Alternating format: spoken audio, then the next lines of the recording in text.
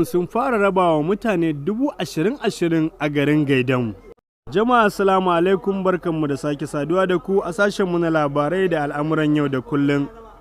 Idan wannan shine zuwanka na farko wannan tasha tamu mai farin jini, sai ka daure ka danna mana subscribe da kuma ƙararrawar sanarwa.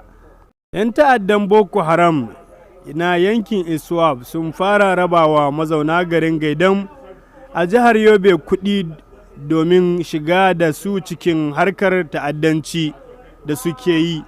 Jaridar Home Angle ta samo rahoton cewa 'yan ta'addan sun yi rabon 20,000 kowane gida a gidaje aƙalla 50 da yammacin Talata. 'Yan ta'addan sun kai hari ƙaramar hukumar ne da yammacin Juma'a 23 ga Afrilu kuma suka ƙwace garin. 'Yan ta'addan sun lalata dukiyoyin gwamnati da na jama'a masu zaman kansu, wanda ya haɗa da dukiyoyin kamfanonin sadarwa, amma ba su cutar da fararen hula ba.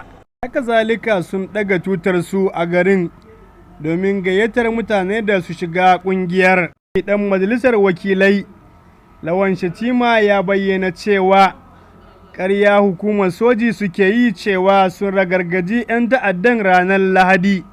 Kuma ya ce mutanenmu na cikin wani hali, ta yaya a matsayin mutum na ɗan Najeriya amma Boko Haram ke mulkin garin tsawon awanni 24 kuma kamar babu wani ruwan kowa.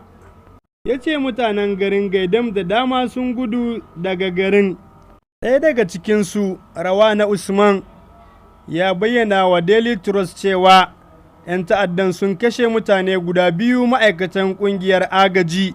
Ƙungiyar dai na amfani da damar da talauci da ƙangin rayuwa da mutanen yankin ke ciki, ta yi amfani da kuɗi wajen gayyatar su shiga ƙungiyar. Al'umma da dama na kira ga gwamnatin tarayya ta shiga lamarin domin kada a ɗauke hankalin mazauna yankin da wani kuɗi da bai taka kara ya karya ba. Ya kawo mana ƙarshen wannan lamari na rashin tsaro a arewacin Najeriya da ma ƙasa baki ɗaya. Haka kuma da haka muka kawo ƙarshen labaran namu na yanzu, sai mun sake saduwa da ku a wani labaran namu na daban.